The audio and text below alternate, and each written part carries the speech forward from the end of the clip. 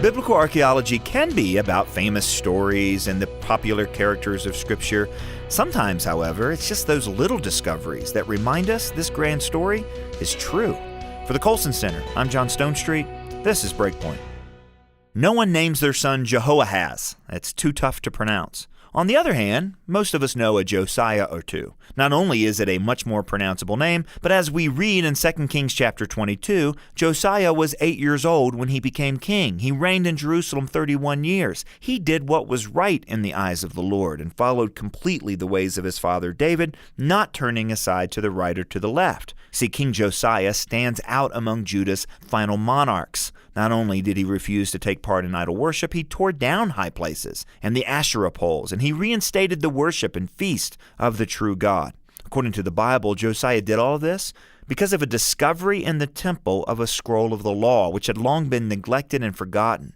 He wept over Judah's disobedience. He recommitted his kingdom and people to the covenant recorded in that scroll. As a result, God promised that the judgment he would eventually send would not occur during Josiah's lifetime. Well, a much more recent discovery brought this particular section of 2 Kings to light even more. The Times of Israel recently described two very tiny objects unearthed at a dig in the city of David. An agate stone and a lump of burnt clay, both with Hebrew inscriptions, the names of two individuals, Ikar, son of Mattanyahu, and Nathan Melech, servant of the king. Now, whoever can tell me which of those two names appears in Scripture deserves this week's Bible Trivia Award.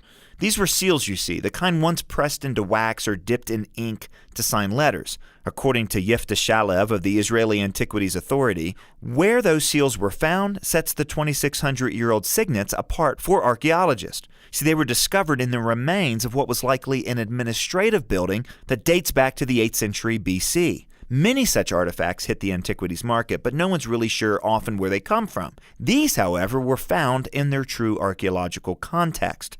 The name that astute students of Scripture might have recognized, by the way, Nathan Melech, an official who gets a passing mention in 2 Kings 23:11, just as Josiah is purging Jerusalem of the trappings of idolatry. Outside the Bible, this tiny clay seal is the very first confirmation of this man's existence. And to be clear, it's the obscurity of that name, both in recorded history and in Scripture, that should amaze us. In biblical archaeology, we often look for the big players, Moses, David, the Apostle Paul. For example, last year's announcement of a ring bearing Pontius Pilate's name was huge, and rightly so. We say his name every time we recite the Apostles' Creed, proclaiming that Jesus' redeeming work happened in real history. Still, small names like Nathan Melech, servant of the king, may offer an even stronger confirmation that the events recorded in the Bible actually happened. The seemingly insignificant name from 2 Kings reminds us that King Josiah, who rediscovered the law in the temple and cleansed the nation of idols, isn't just a character from a mythical story. He actually existed. He was a man in history with court officials and administrative headquarters. He was part of the lineage that led to another king,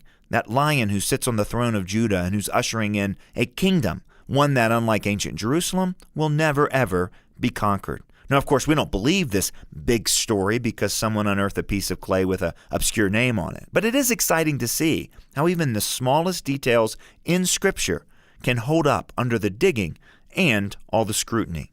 Come to Breakpoint.org and we'll link you to more about this incredible story about this very exciting discovery. For Breakpoint, I'm John Stonestreet.